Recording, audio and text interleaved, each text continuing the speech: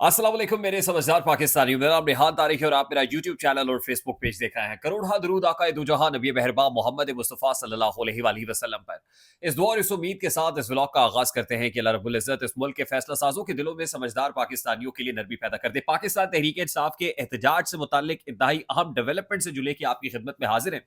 अब से कुछ ही देर पहले इंतहाई अहम मुलाकात, इंतहाई इंपॉर्टेंट मीटिंग इमरान खान से अडियाला जेल में हुई है। आप इसकी अहमियत का अंदाजा इस अमर से लगा लीजिए कि आज कोई मुलाकात स्केड्यूल्ड नहीं थी, लेकिन इस मुलाकात की इजाजत वो काम की तरफ से, मुक्तदरा की तरफ से दी गई और उसके बाद 2 घंटे से जायद ये मुलाकात जारी रही। और इस मुलाकात के बाद इमरान खान साहब जो कह रहे हैं वो बात भी सामने आ रही है। लेकिन इमरान खान को क्या कहा जा रहा है, ये आज के इस व्लॉग का हिस्सा होगा। और साथ ही आपको ये बता दें कि हमारे बाखबर जराए ये बता रहे हैं कि अली अमीन गंडापुर और बुशरा बीबी जिस काफिले की कयादत कर रहे हैं, वो काफिला कोई 2 लाख से जायद लोगों पर मुश्तमिल है, जो स्वाबी से चला हुआ है और इस्लामाबाद उसकी मंजिल है। और इस्लामाबाद के बिल्कुल करीब पहुंच चुका है। हार्डली चंद किलोमीटर के फासले पर यह काफिला मौजूद है जिस वक्त मैं व्लॉग रिकॉर्ड कर रहा हूं।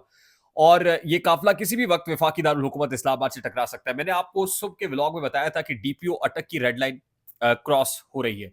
डीपीओ अटक ने जो कहा था कि ये रेड लाइन है हमारी, कंटेनर्स लगाने के बाद कि अटक पुल क्रॉस करके दिखाएं।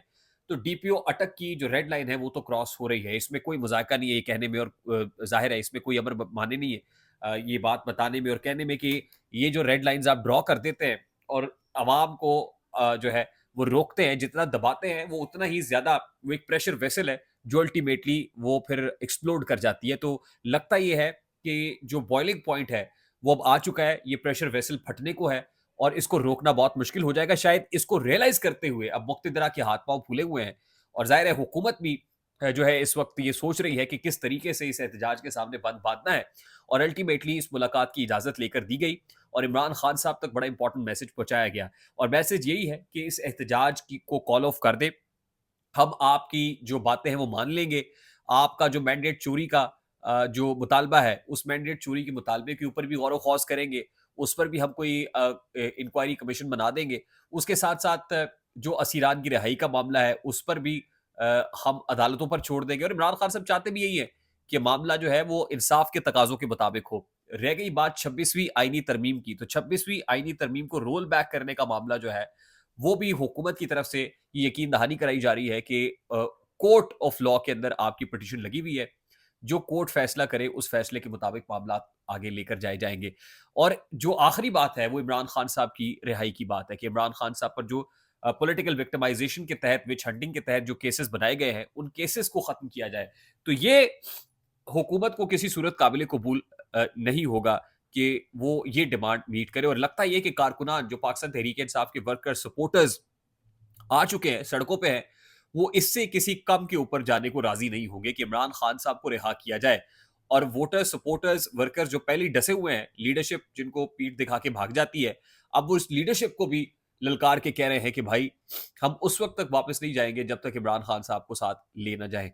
तो जाहिर है कि जिस वक्त लोग निकल आते हैं, हुजूम निकल आता है, तो उसको कंट्रोल करना बहुत मुश्किल हो जाता है। और लगता यह है कि इसको कंट्रोल करना या इसको कॉल ऑफ करना अब एक ही जरिए से हो सकता है और वो है कि इमरान खान साहब इसको कॉल ऑफ कर दें।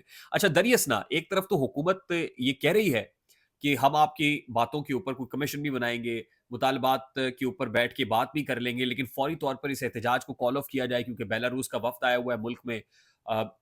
जो पारा चिनार के अंदर हो रहा है वो तमाम सिचुएशन फिर दहशतगर्दी का अफरीत भी सर उठा रहा है। इस तरह की बहुत सारी तौजीहात को लेके हुकूमत के जो वुजरा हैं वो फौज जफर मौज प्रेस कॉन्फ्रेंसेस कर रहे हैं।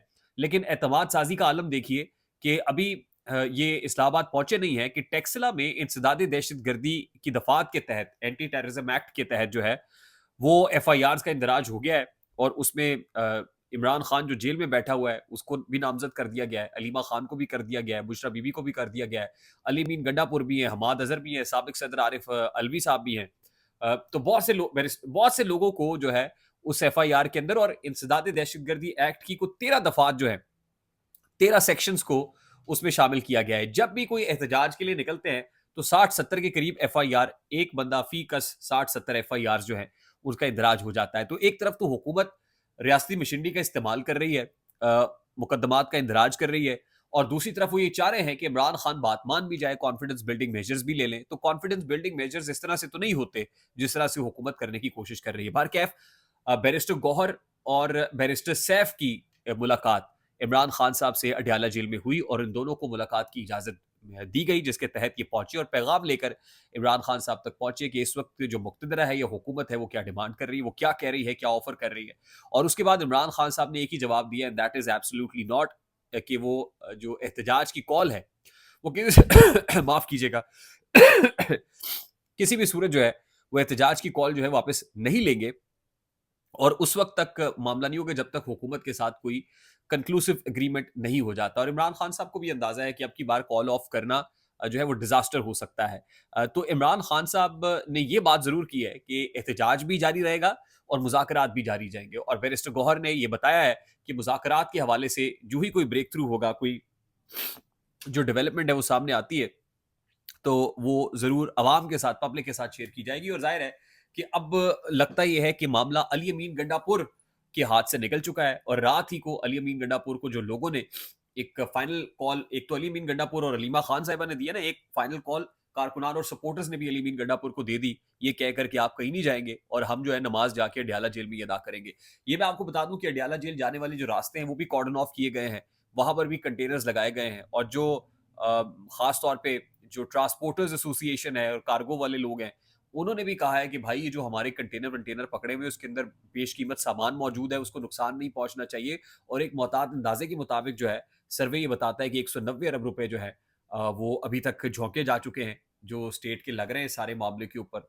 और एक बड़ी इंपॉर्टेंट चीज ये है जो बताई जा रही है, वो ये कि जब इतने लोग आ जाएंगे तो कहीं ना कहीं प्लान मौजूद है कुछ गोलियां वोलियां चलने का और कुछ मामलात को। और हम दुआ करते हैं कि खुदा न खास्ता कोई इस तरह का माहौल ना बन जाए कि जिसमें कोई गोलियां चले या जिसमें माहौल को कशीदा किया जाए, या जहां जो है वो कोई खुदा न खास्ता 9 मई जैसा कोई मामला या कोई वाकया हो जाए। और वो कहाँ से होता है, जाहिर है फिर इस तरह के जब मामलात होते हैं तो बीच में घुसने का बहुत से लोगों को मौका मिल जाता है और वो उसको अपने तरीके से कैपिटलाइज भी करते हैं और फिर उनका गेन होता है। उसमें ज़ाहिर है मुल्क का गेन नहीं होता, मुल्क का इंटरेस्ट नहीं होता, लेकिन करने वाले वो कर जाते हैं, जिससे हम बहुत ज़्यादा पीछे चले जाते हैं। तो आई एम श्योर कि इस चीज़ को, इस डिज़ास्टर को जो है वो जन्म लेने से रोका जाएगा। आई होप मेरी बात आप तक पहुँची होगी, और पहुँच जाए तो वीडियो को लाइक और शेयर करना मत भूलिएगा। चैनल पे नए तो चैनल को सब्सक्राइब कर लीजिएगा। बेल आइकन ज़रूर दबाइएगा। मुझे हाथ को इजाज़त दीजिए, अपना बहुत सारा ख्याल रखिएगा। अस्सलाम वालेकुम।